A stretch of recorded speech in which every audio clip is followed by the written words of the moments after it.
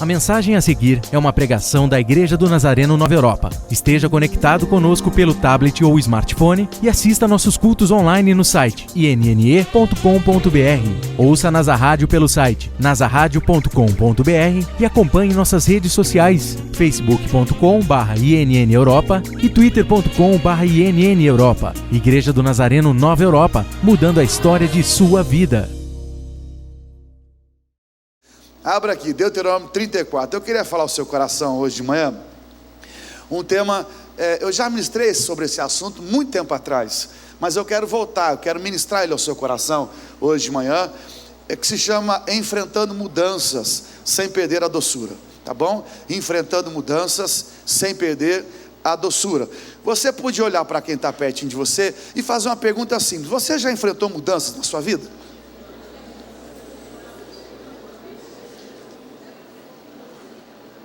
Será que existe alguém aqui hoje de manhã que nunca enfrentou nenhum tipo de mudança? Se existe alguém aqui hoje de manhã, podia ficar de pé, que nós queríamos aprender, né, qual o segredo, ou se de fato você está embalsamado ou parado no tempo. Porque todos nós, indistintamente, já sofremos algum tipo de mudança. Existem algumas mudanças que elas vêm e que elas ocorrem naturalmente em nossa vida. É o processo do crescimento. Nós crescemos, e se você tem saúde, você vai crescer. Então esse é um processo natural em nossa vida, que é o processo do crescimento. Há um outro tipo de mudança que acontece por conta de nós estarmos envolvidos com outras pessoas, com terceiros. Então eu me recordo quando eu era garoto, menino, o meu pai resolveu mudar do centro da cidade, morávamos ali na Saldanha Marim, e ele resolveu mudar lá para a região do Taquaral, e ele escolheu um horário extraordinário para mudar, à noite, quando ninguém está acordado, quando está tudo apagado, no meio de uma chuva, sem janela em casa, sem vidro, melhor dizendo, e nós pequenos, eu, Josi e Alex, tudo pequeno, dentro do caminhão, sem ajuda de terceiros, mudando no meio da chuva. Então foi uma mudança extraordinária. Nunca esqueça aquela mudança. Nós mais tomamos chuva do que mudamos. Mas meu pai, que era expert em mudança, resolveu mudar naquele horário. E nós então sofremos com toda aquela situação de aquela mudança.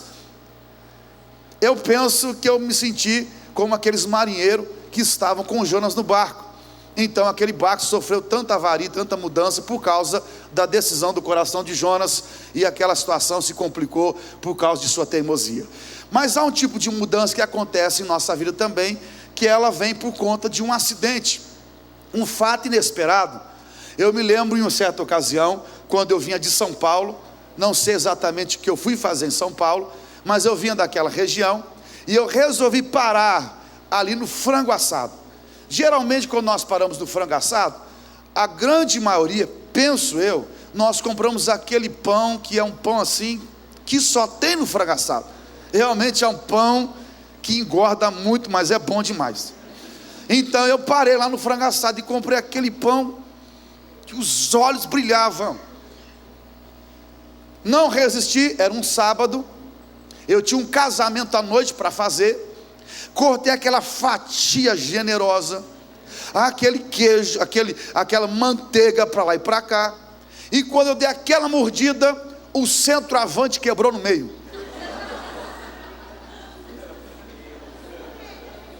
E eu tinha um casamento para fazer à noite. Eu só ouvi o barulho, trunque. Quando eu passei a língua, eu disse: o árbitro expulsou, e agora?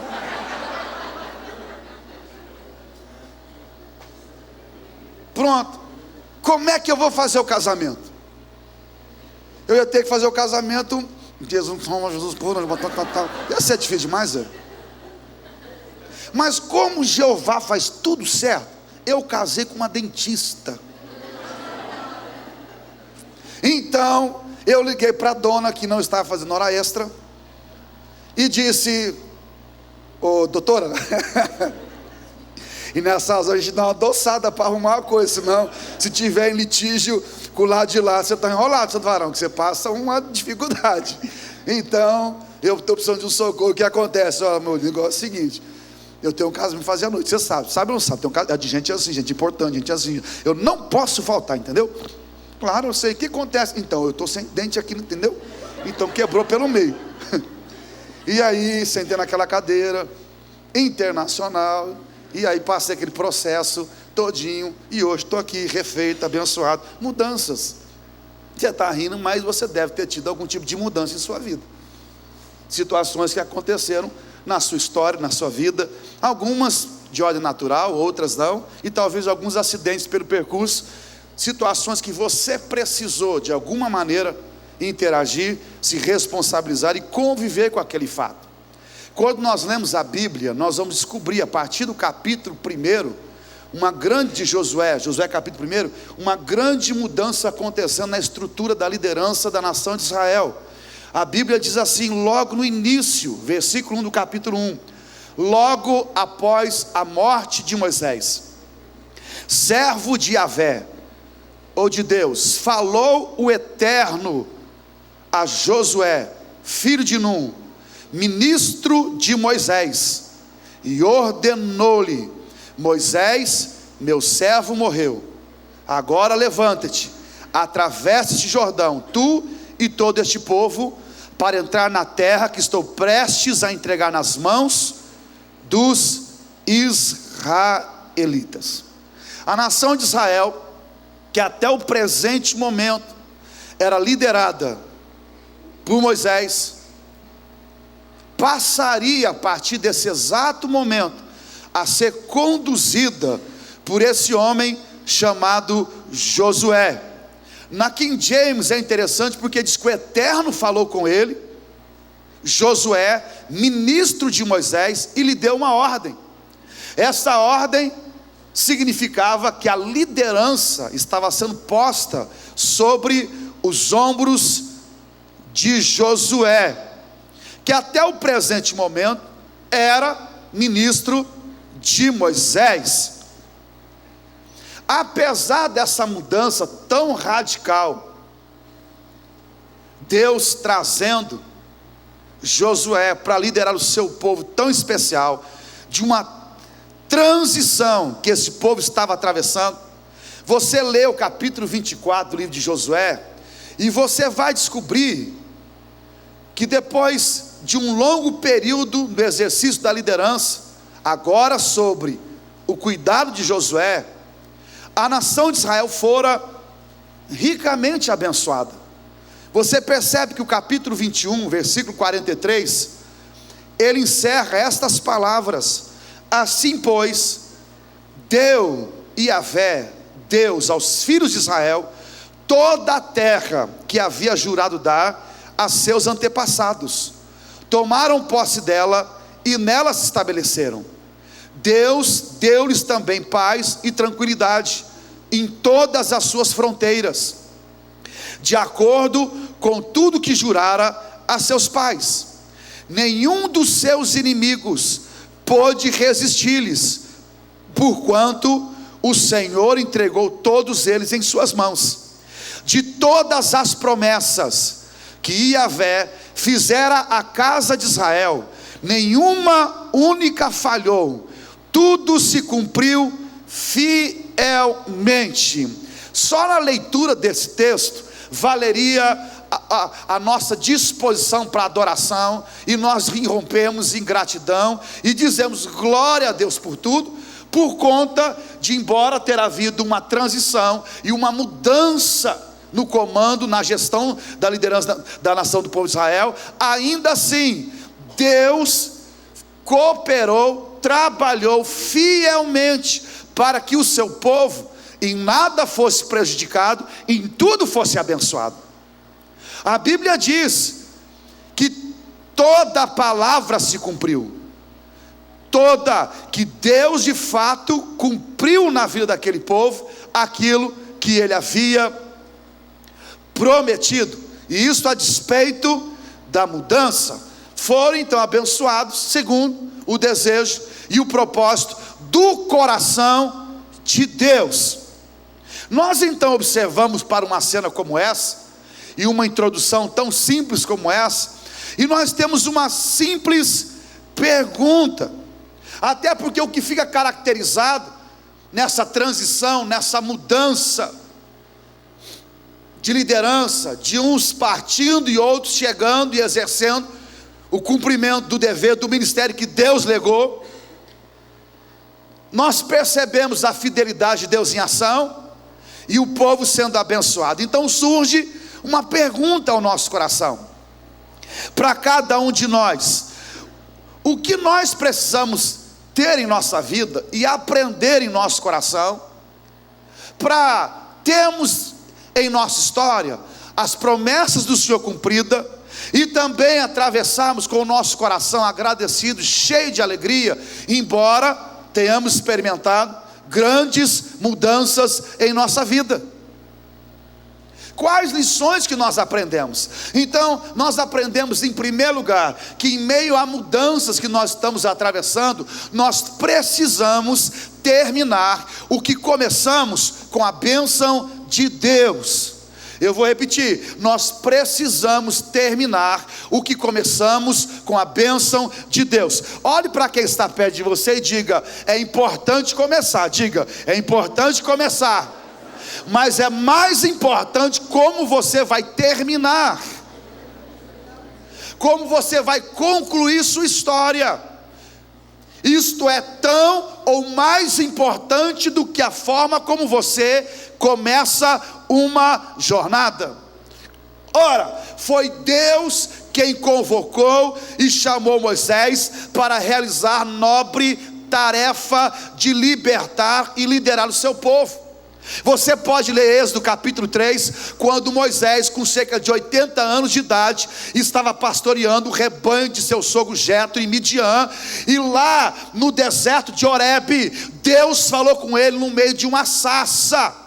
E Moisés, curioso por conta daquele fogo que havia agarrado naquele arbusto, mas não consumia, tentou se aproximar, e Deus falou com ele do meio de uma sarça: retira as tuas sandálias, porque o lugar que tu colocas o pé é terra santa. E lá Deus disse a ele: Moisés, eu tenho uma tarefa, uma ordem. E Deus o chamou para o ministério.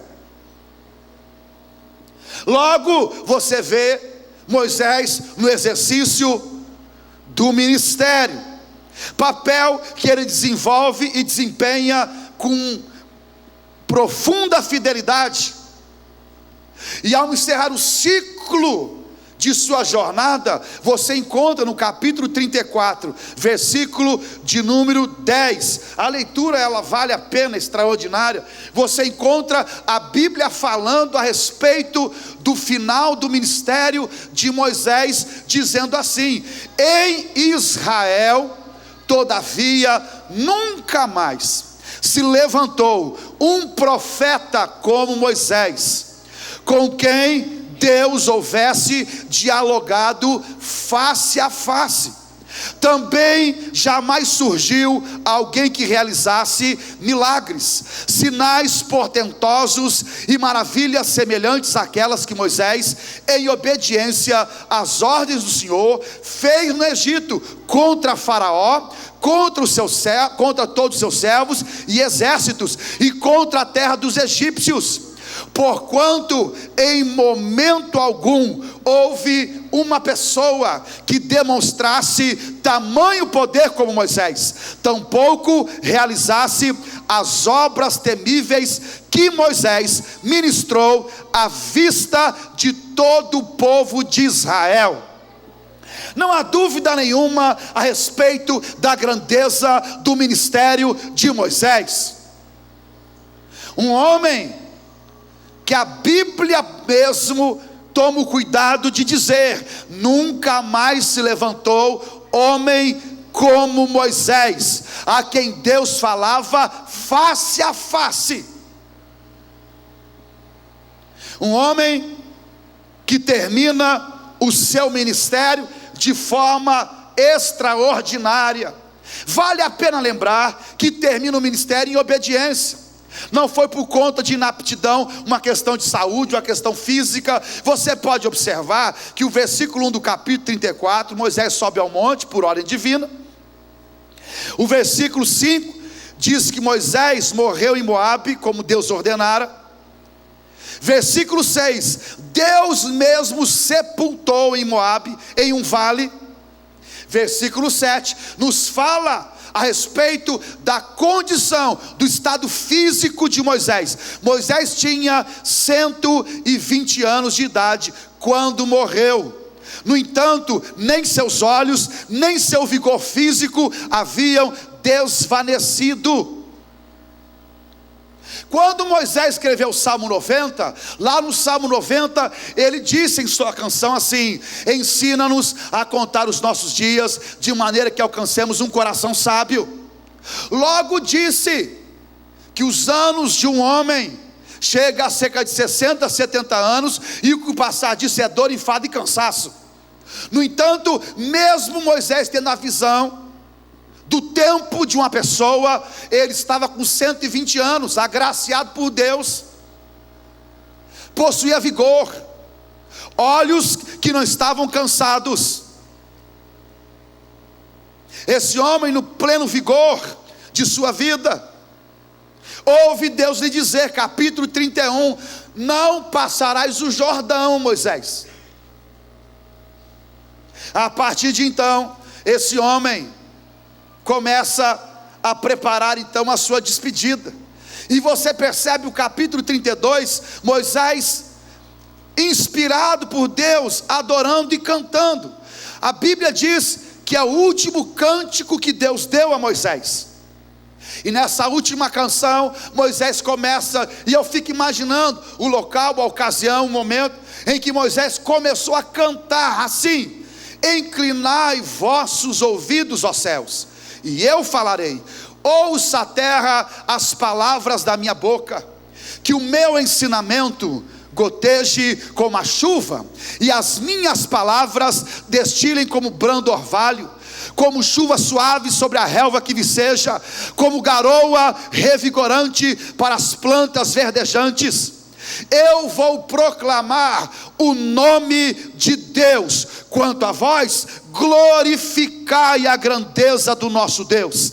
Ele é a nossa rocha, suas obras são todas perfeitas, e seus caminhos todos os seus caminhos são justos. Deus é fiel e jamais comete erros. Deus é bom, Deus é sábio, Deus é justo. Faz parte da canção de Moisés. Ele aponta para Deus em sua última canção, e ele diz: Deus é uma rocha inabalável, suas obras são todas perfeitas, e não há equívoco em seu caminho, em sua jornada e em suas decisões. Seus caminhos, todos eles são justos. Ele é fiel. Você podia dizer aleluia hoje de manhã? Ele é sábio, ele é bom. Se há algo que eu tenho dito para o meu filho inúmeras e centenas de vezes a ele, a dona Manuela, é: filho, Deus é bom em todo o tempo. Deus é bom em todo o tempo. Deus é bom em todo o tempo. Você pode não compreender as circunstâncias de sua vida, mas ainda assim, Deus é bom em todo o tempo. Deus é bom em todo o tempo. Deus é bom em todo o tempo. Será que eu posso ouvir um aleluia aqui hoje de manhã, de alguém que entende, diz: de fato, Deus é bom em todo o tempo? Moisés canta ao final de sua canção, versículo 48, quando ele termina de proclamar essas palavras, ordenando que o povo guardasse no coração toda a orientação que ele transmitia, que ele cantava, que ele falava. Versículo 46, Deus então falou a Moisés no mesmo dia. Versículo 49, sobe a montanha de Abarim até o monte Nebo, em Moabe, em frente a Jericó. Contempla Canaã, a terra que conceda aos filhos de Israel como propriedade. Ali na montanha que tiveres subido, morrerás. Será que alguém aqui hoje de manhã ficaria plenamente satisfeito se Deus aparecesse e disse assim: meu filho, vá lá para o jardim tal, ou para o bosque tal, contempla a beleza, senta no banquinho, encosta na árvore que terminou, entendeu?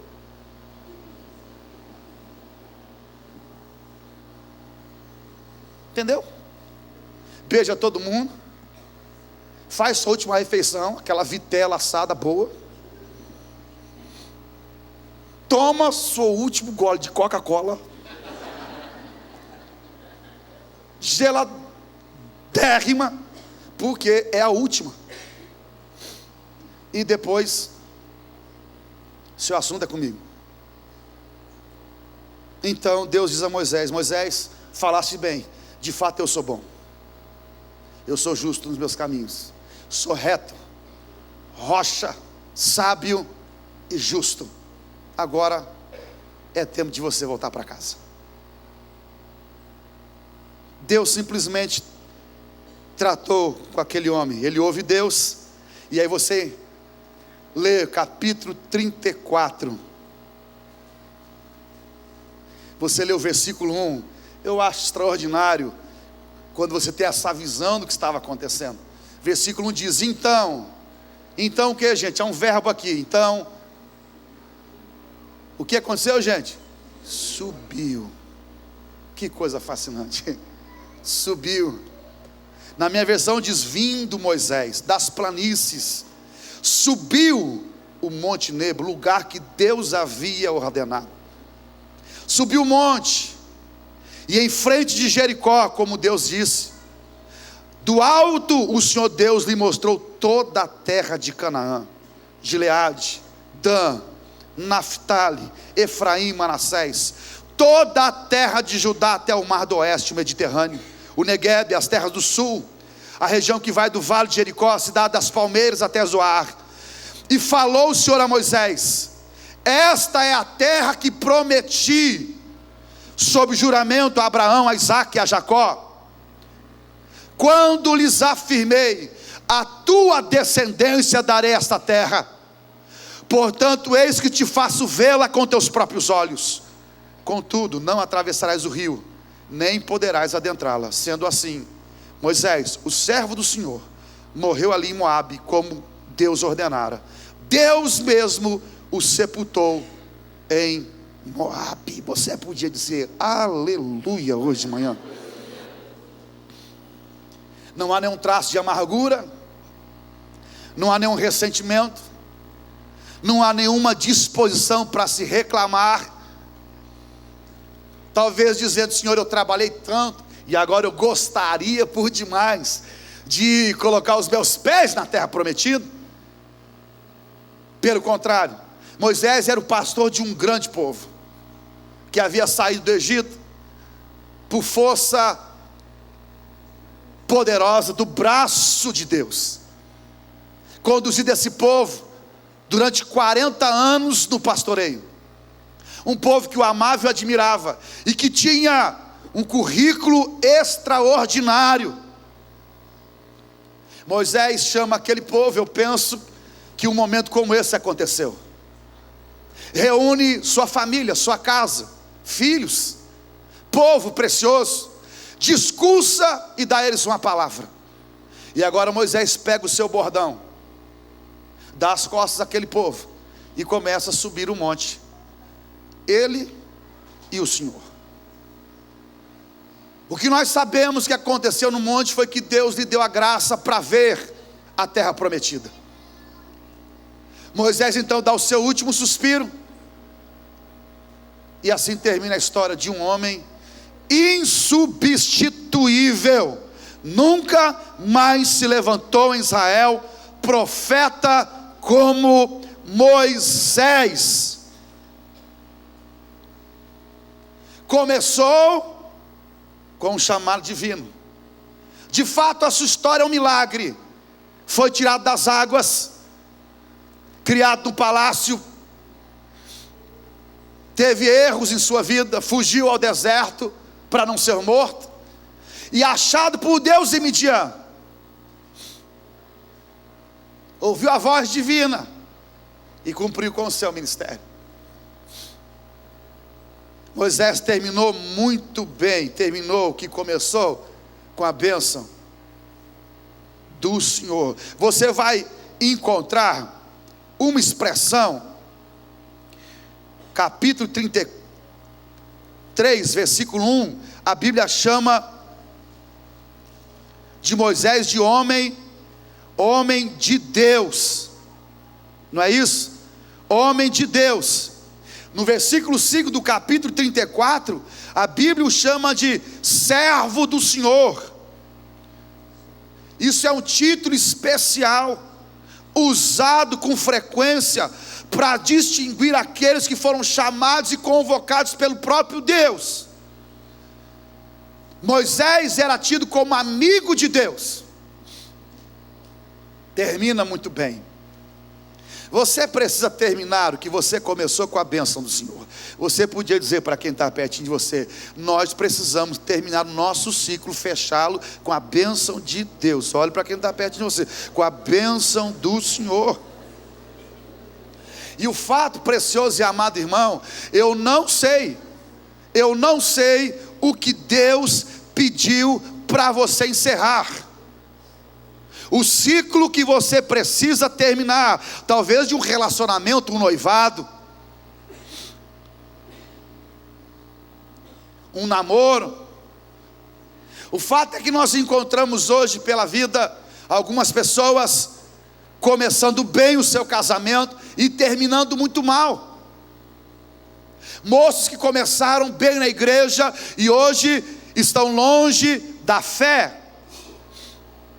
Gente que por conta de algumas mudanças internas na família ou na própria vida pessoal perderam a intimidade com Deus, estão profundamente amargas, ressentidas.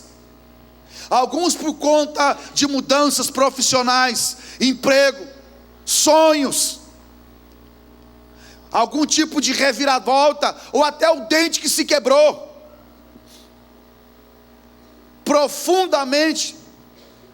Se encontram profundamente ressentidas e com problemas na alma. Aqueles que estão afastados por conta do sonho, tinha um sonho de comprar uma chácara, um sonho de melhorar a vida, e Deus abençoou, mas o sonho virou ilusão, porque aquilo que não corresponde com a graça, ou com a harmonia no sentido de interação, de intimidade com Deus, não passa de mera vaidade e ilusão, que não produz vida espiritual na vida de quem quer que seja. Então eu quero ter uma chácara, não faltava um culto, mas agora por causa da chácara, não sai da chácara e não vem na igreja. Mudança. Quando andava de SP2, de bicicleta, mobilete, era um crente fiel. Deus deu um baita de um carro, virou um miserável de ingrato. Longe, dono do nariz. Mudanças. Você precisa, precioso e amado irmão, fazer como o apóstolo Paulo, que foi chamado e ao ministrar a sua vida, terminou com essa palavra: combati o bom combate, acabei a carreira, mas guardei a minha fé. Você podia dizer aleluia hoje de manhã, porque se há algo que eu tenho que prover ao meu próprio coração, com a graça e a misericórdia que o Senhor me oferece, é essa capacidade de preservar a fé no Senhor. Então você podia dizer para quem está pertinho de você: vamos terminar bem os nossos assuntos. Diga para quem está perto de você: vamos terminar bem os nossos assuntos. Vamos terminar bem os nossos assuntos. A questão do nosso trabalho, a questão dos nossos relacionamentos, a questão do emprego, do sonho, da vida profissional, da igreja, da fé, do ministério. Nós precisamos terminar com a aprovação divina. E quantos hoje de manhã podem dizer aleluia? Quantos hoje de manhã podem dizer graças a Deus? Quantos hoje de manhã podem dizer glória a Deus? Você podia dizer para quem está pertinho de você: Deus já falou, podia ir embora hoje, está tudo resolvido na vida. Pronto. Saber fechar o ciclo de uma história é importante. Um período com a graça e com a bênção divina. De que adianta você prosseguir quando Deus lhe diz: tu podes até ir, mas eu não vou. Você vai, mas vai sozinho, e não tem a minha tutela, a minha guarda e a minha bênção. Mas é tão prazeroso e maravilhoso quando a gente sente na alma que, apesar da dificuldade, Deus está conosco. E você podia dizer aleluia, porque tudo que eu quero é que Deus de fato olhe para mim e diga: filho precioso, vá, porque eu estou ao seu lado. Há um segundo pensamento, ensino que você tem que agregar no seu coração hoje. Olha, quando as mudanças forem duras demais para você suportar, fique firme, porque Deus está no controle de todas as coisas. Diga para quem está perto de você: Deus nunca perde o controle de nada. Diga: Deus nunca perde o controle de nada, querido. Deus nunca perde o controle de nada. Deus não perde o controle absolutamente de nada. Você pode estar desmiolado, você pode estar perdido, você pode estar desorientado, mas Deus não sofre esse tipo de situação. Deus sempre está consciente daquilo que faz, sempre correto, sempre justo, sempre certo, sempre fiel, verdadeiro. Ele não perde o controle absolutamente. Que maneira de começar a linda história de Josué? Anunciando a morte de Moisés. Foi assim que Deus falou com Josué: Moisés, meu servo, é morto. Então Moisés representava muito aquele povo, demais. Nós já lemos Deuteronômio 34, que fala a respeito da dimensão da grandeza desse homem. Um homem realmente importantíssimo. Imaginar ficar sem Moisés era algo impensável. Ele era uma figura de extrema importância naqueles dias. Era o pastor daquele povo, era o amigo de Deus que falava face a face com o próprio Deus, era o libertador de Israel. Como ficar sem ele? O que seria do futuro? Nada contra Josué. Josué é extraordinário, não há dúvidas quanto ao seu valor, cheio do Espírito, mas pensar em ficar sem Moisés, de fato, quem seria o fiador de tamanha mudança? Quem se responsabilizaria por uma mudança de tamanha envergadura? Quem?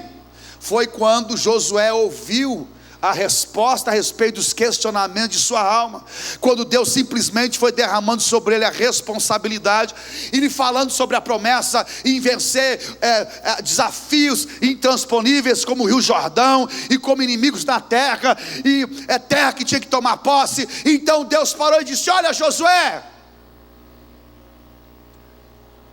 assim como eu fui com Moisés, eu serei contigo. É importante você saber, Josué, que eu estou no controle de todas as coisas.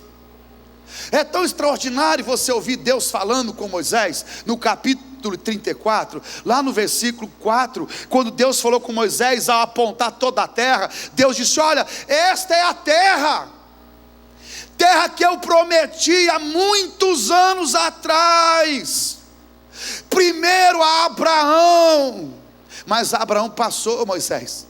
Depois veio Isaac, mas ele também ficou. Depois veio Jacó, e agora você, Moisés. Eu quero que você saiba, tudo passa, mas a minha palavra, Moisés, jamais passará. Ela perdurará para todo sempre. A palavra que eu disse, o que eu prometi, o que eu falei. Porque Moisés, a despeito das mudanças, eu estou no controle de todas as coisas de sua vida. Quando David Livingstone, médico inglês,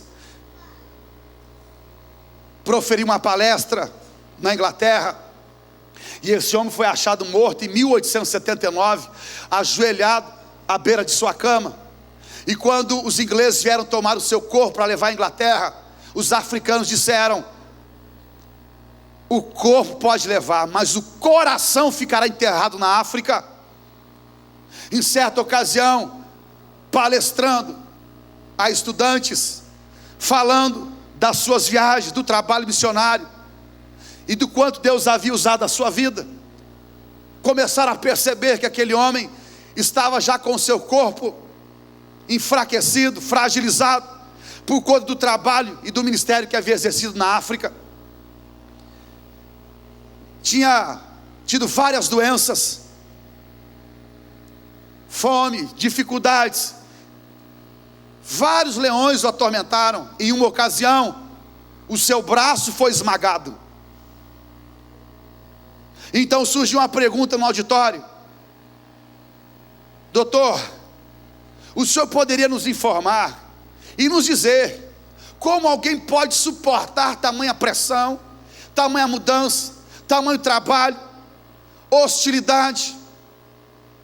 Como conviver com tantas provações e mudanças, sem perder o foco e a direção? Então aquele médico prontamente respondeu: em todos os anos de minha vida, em todo o trabalho que eu executei, em muitas mudanças por que passei, em todo sofrimento, em toda provação, eu pude me apropriar de uma promessa que Deus me deu, e ela foi o que escorou a minha alma. Deus me prometeu e me deu uma linda promessa em Cristo, dizendo: eis que eu estarei convosco todos os dias de sua vida. Eu me apoiei nessa palavra e ela me deu a garantia para eu poder prosseguir. Meu precioso e amado irmão, Deus está no controle de tudo, querido. As mudanças surgem, mas você tem que entender que ao seu lado vai aquele que conhecemos, que é o forte, o Deus todo-poderoso, o leão da tribo de Judá, o Deus cheio de graça, de misericórdia, a pessoa bendita do Espírito Santo, que adorna, que trabalha incansavelmente, que te entende, que te intercede com gemidos inexprimíveis, que renova o seu dia de maneira que você se torna como a águia em sua força. Você precisa apaciguar sua alma, porque Deus está no controle de todas as coisas. Ora, quando Isaías escreveu a respeito das provações, ele disse assim: quando você atravessar as águas, diz o Senhor, eu estarei contigo. Quando você atravessar rios, eles não te encobrirão. Quando você andar através do fogo, ele não te queimará, as chamas não o deixarão em brasas. De fato, quando é que você ouviu falar que Deus perdeu o controle de algo? E é simples compreendermos. Em casa eu tenho 2 crianças, 2 boizinhos no meu curral, coisa boa. Provérbios fala isso. Então, meus filhos são encanto. De quando em quando, eu encontro os 2 brigando por conta de um brinquedo. Você tem filhos assim em casa? São perfeitos, mas brigam. E um puxa de cá, um puxa de lá, e um puxa de lá, e às vezes o mais velho é punido porque o mais novo é fraco, e o pai defende o mais novo e pune o mais velho sem pensar que tem que haver justiça. Então, puxa de cá, de lá, é meu, é meu, é meu. Veja, quem é que deu o brinquedo? Papai. Para usarem, para se divertir e brincarem. Se papai entender que está dando confusão e não está edificando mais, papai simplesmente diz: olha, já que vocês não estão entendendo, então é para o usufruto de vocês praticarem mordomia, mas o controle é do papai. Então não tem acordo, devolve. Deus deu para você, meu irmão, situações para você usufruir na vida, algumas sem prazo de validade, outras com prazo de validade. Se nós não soubermos interagir e glorificar o nome do Senhor, então o controle de quem que é a gente? Dele. Porque o controle pertence ao Senhor.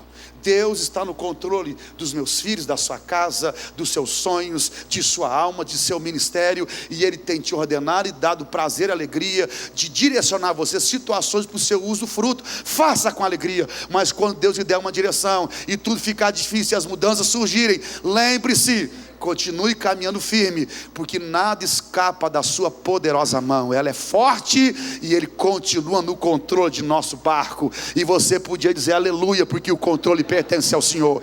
Então diga para quem está pertinho de você: Deus está no controle de casa, Deus está no controle do trabalho, dos sonhos, Deus está encaminhando ou dirigindo nossa vida. Ele está no controle, querido e amado irmão. Então, se Ele está no controle, você precisa fazer o que na tua embarcação? embarcação, mesmo que ela esteja sofrendo grande tempestade, você precisa descansar sua alma. Se a situação apertar, você pode clamar, despertar o Senhor do sono, e Ele vai liberar uma ordem sobre a sua tempestade, dizendo: mar, aquieta-se, e o mar vai se aquietar, e logo você vai irromper em adoração como os discípulos, dizendo: quem é este que até o vento e o mar lhe obedecem? Então Isaías vai te responder: este é o príncipe da paz, este é o Deus poderoso, forte e maravilhoso, conselheiro é o seu nome. Deus está no controle de todas as coisas, e eu quero glorificar o Senhor, porque nada o surpreende. Deus não é pego de surpresa, meu irmão. Deus não é pego de surpresa porque você foi pego de surpresa. Deus conhece o pensamento dos homens, Ele sabe o que vai no coração, Ele sabe o que acontece no amanhã. Absolutamente nada escapa da vista de seus olhos, Ele sabe tudo. Então você podia dizer que é o grande prazer, tanto meu como seu, a velha canção que dizia: com Cristo no barco tudo vai muito bem, tudo vai muito bem, tudo vai muito bem, tudo vai muito bem, tudo vai muito bem, e passa o temporal.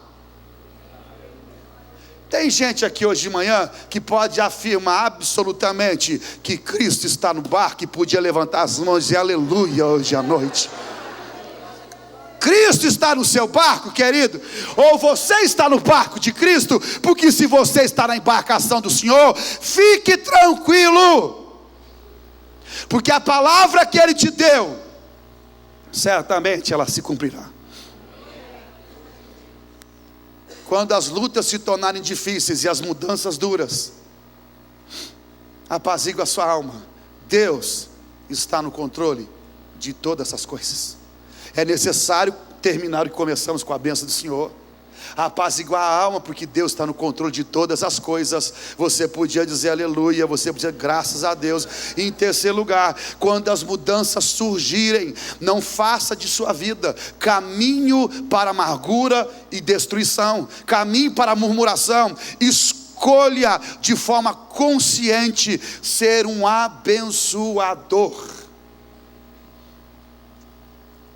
Quantas mudanças que nós sofremos, e por conta delas, a primeira palavra que vem em nossa boca é uma palavra depreciativa, é uma palavra de aborrecimento ao Senhor. Pergunte para quem está pertinho de você: o que você tem falado por causa das mudanças?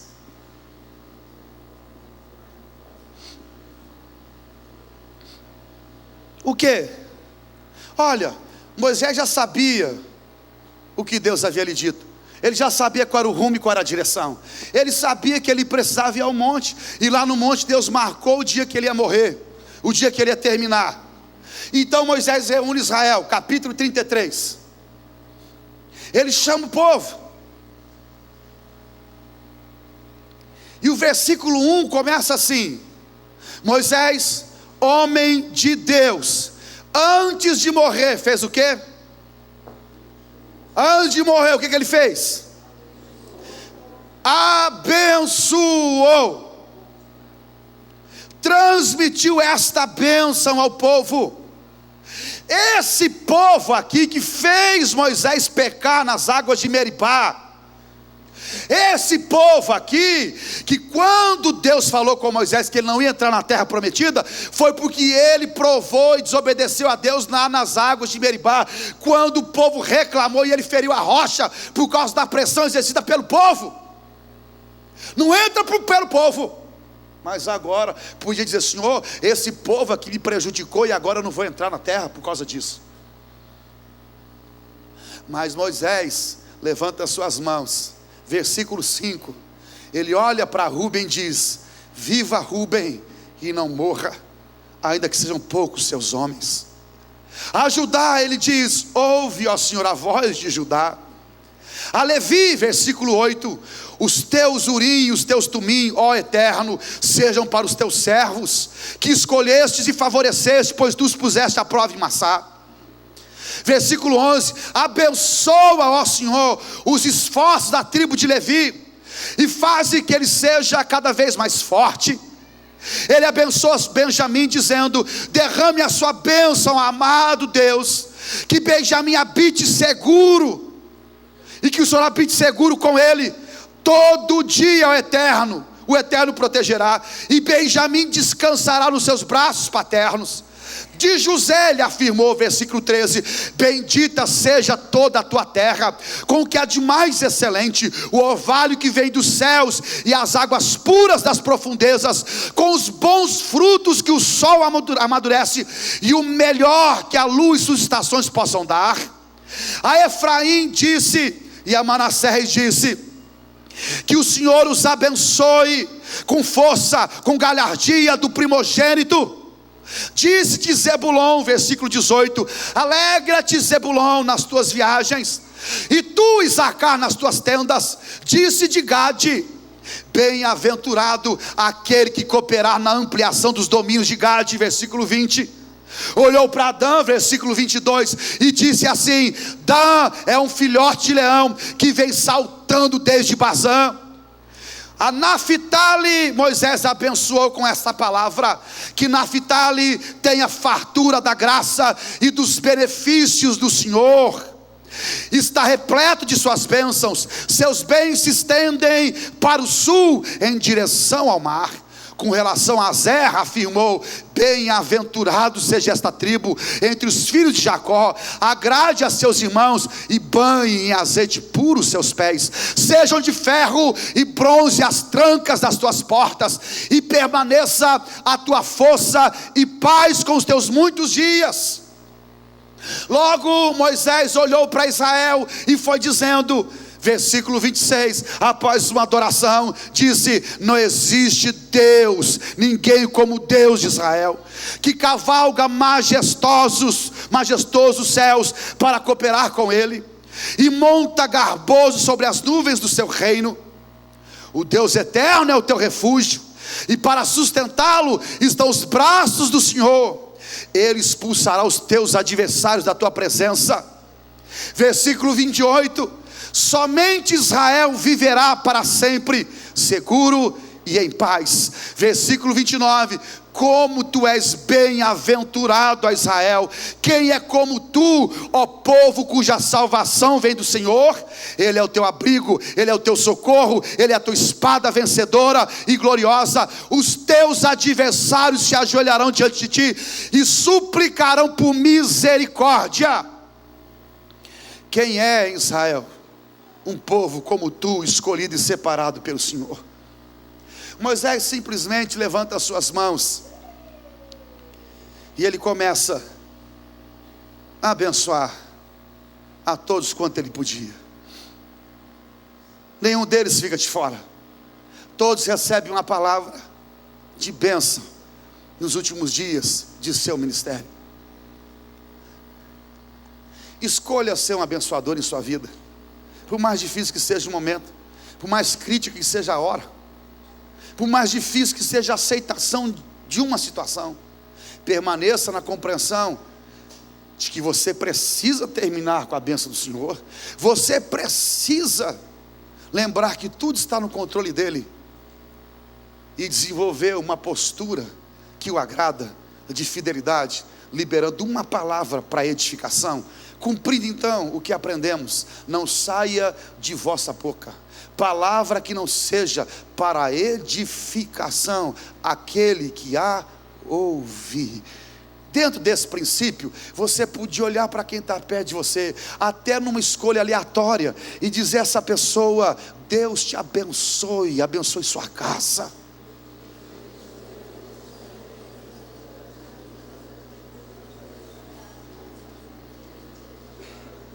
Deus abençoe os seus filhos. Deus abençoe seu casamento. Deus abençoe sua saúde. Deus abençoe seu trabalho. Deus abençoe seu ministério. Deus abençoe as fronteiras de sua alma e expanda para a glória do teu nome. Deus te abençoe. Deus te chamou para que você fosse um abençoador. Moisés estava prestes a terminar, mas literalmente era aquela visita pastoral que você vai para consolar e sai consolado. É aquela pessoa que se encontra com você e você vê os dias terminando, mas ela olha para você e diz, como Jó: eu sei que o meu Redentor vive. É aquela pessoa que está no meio do calor da batalha e diz ao seu coração: tudo é possível àquele que crê. Moisés escolhe o caminho da bênção. Qual o caminho que nós devemos escolher? Alguém podia dizer com aleluia, com glória a Deus, dizendo o caminho da bênção. É o caminho da bênção. Se é, você podia dizer glória a Deus hoje de manhã. Você podia dizer aleluia hoje de manhã. Eu queria terminar com o último pensamento para nós orarmos, e o tempo não permite, eu quero correr. Em último lugar, você não pode, quando as mudanças surgirem, desacreditar, duvidar da imensa fidelidade do Senhor. Você não pode duvidar, desacreditar, quando as mudanças surgirem, desse pensamento ímpar, incomparável: Deus é fiel. E o assunto encerrou. Deus é fiel. Você podia dizer aleluia, porque Deus é fiel. Veja só, vamos para Êxodo, rapidamente. Deixa marcado Deuteronômio.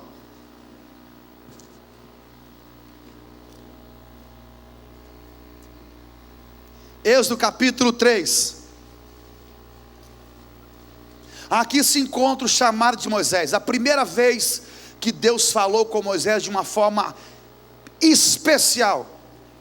Então Deus diz, verso 10: vai, 3:10, Êxodo: vai, pois eu o envio ao faraó, para tirar-te do Egito, e para tirar do Egito o meu povo, os filhos de Israel. Vai. Moisés então interpelou o Senhor, dizendo: Senhor, quem sou eu para me apresentar diante do faraó e fazer sair os israelitas da terra do Egito? Compreensível a preocupação de Moisés. Veja o que Deus lhe disse, versículo 12. O que Deus diz, versículo 12, gente, no começo?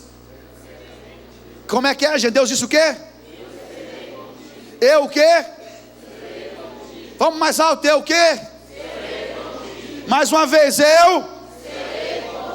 Na versão viva diz que Deus assegurou a Moisés a sua presença.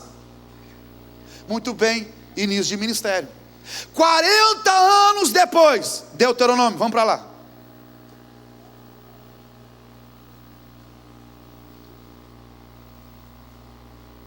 Quarenta anos depois, versículo 1 de capítulo 34. Moisés sobe a montanha, e lá do alto, quem está com Moisés? Quem está com Moisés, meu irmão? Quem está com Moisés? Mais alto. Quem está com Moisés? Será que existe em nossa vida companhia tão aprazível e maravilhosa como a de Deus, quando nós estamos terminando a nossa caminhada? De certa forma, irmão, todos nós terminamos sozinhos. Todos nós, um dia vamos terminar sozinho. O último passo da jornada. Mas é tão bom e tão maravilhoso saber que aquilo que Deus prometeu lá atrás, Ele cumprirá no nosso último momento. Ele cumprirá, porque Ele é fiel. Moisés não estava sozinho. Deus estava andando com Moisés. Vem, Moisés, eu vou te mostrar. Vem, Moisés, eu vou falar com você. Moisés, vou cuidar até do teu sepultamento, Moisés. Fique tranquilo, Moisés, é comigo. Eu não sei o que Deus mostrou a Moisés lá naquele monte, além dessa terra, o que ele falou, porque o registro sagrado não nos informa. Mas certamente o prazer de Moisés era imenso, até porque Deus falava com ele face a face. E quando Deus está conosco e pertinho de nós, até a morte presta culto e adoração. Terminou. Que Deus é fiel. Quando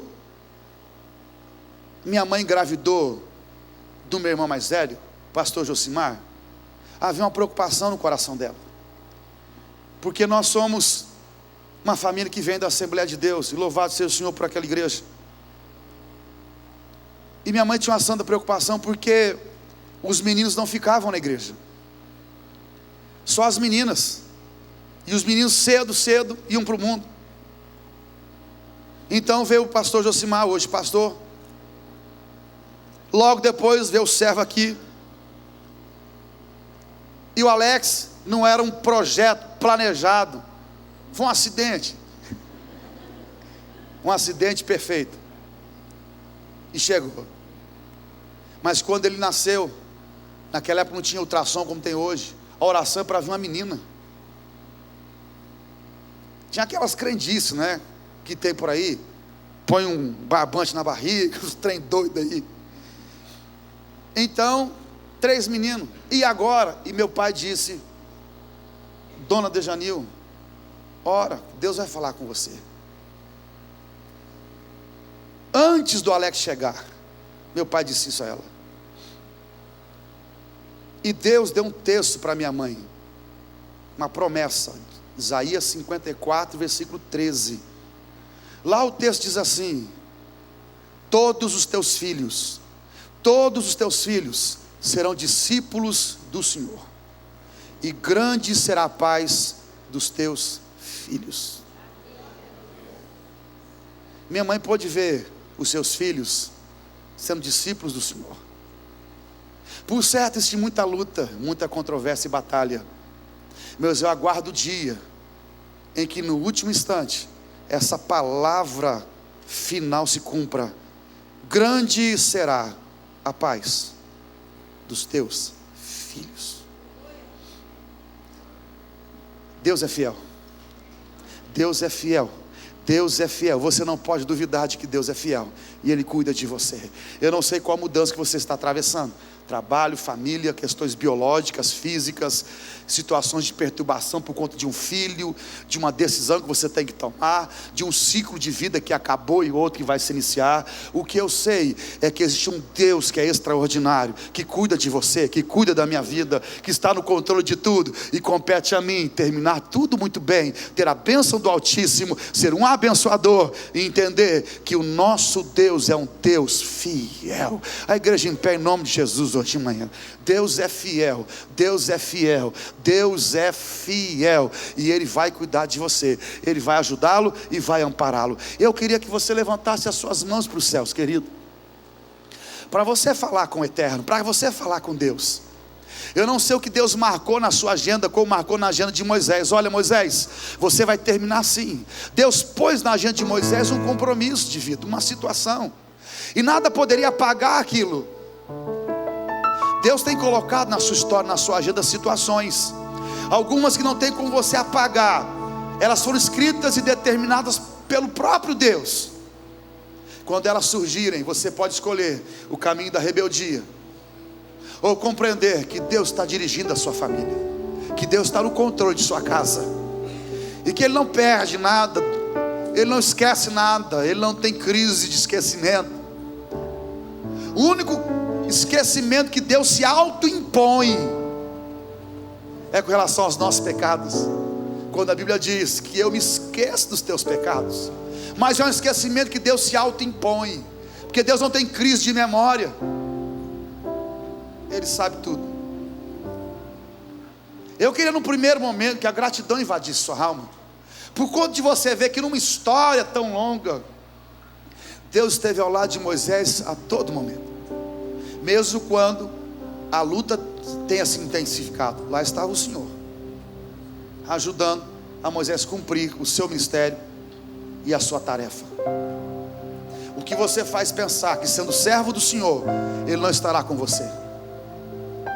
Sendo homem e mulher de Deus, Ele não te apoiará e não fortalecerá o seu coração a passar pelo aperto, a passar pela dor mais profunda, e a sair com louvor e vendo o cumprimento da promessa. Eu serei contigo, Moisés, fique calmo e tranquilo, estarei ao seu lado. E lá estava Deus com Moisés no alto do monte. Deus não disse para Moisés: você vai estar sozinho quando passar. Não, Deus trouxe Moisés para perto e disse: agora vamos. Que companhia preciosa, que companhia prazerosa. Levante as suas mãos aos céus, que Deus merece. Ele merece, Ele merece mesmo, merece.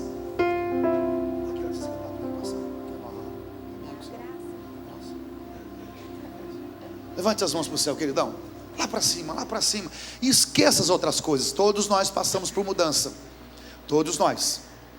Mas existe um Deus que não muda, aleluia, que é imutável, que é o mesmo ontem, hoje e sempre. E a palavra que Ele disse a teu respeito se cumprirá. Levante as mãos aos céus, lá para cima, lá para cima. Quanto prazer há em nossa alma, Pai, de estarmos em Tua presença. Podia ser em outro lugar, o prazer seria o mesmo. Podia ser no termo de um ministério, em cima da montanha, o prazer seria o mesmo. Mesmo em face à morte, o prazer seria o mesmo, por causa de Tua presença. Não há coisa mais linda que a Tua presença, Senhor. A Tua presença que afaga o nosso coração em meio às mudanças que nós vamos sofrendo por conta da vida que vivemos, mas nos ajuda a sermos abençoadores. Gente que canta o hino da vitória, gente que profere a palavra da bênção, gente que levanta a mão para abençoar a família, os filhos. E quantos existem para abençoar o rebanho? Palavras de bênção, palavras de bênção, palavras de bênção. Como Jó disse: Deus deu, Deus tomou, bendito seja o nome do Senhor. Existe gente aqui hoje de manhã para agradecer, para adorar e para bendizer. Se existe, levante as mãos aos céus.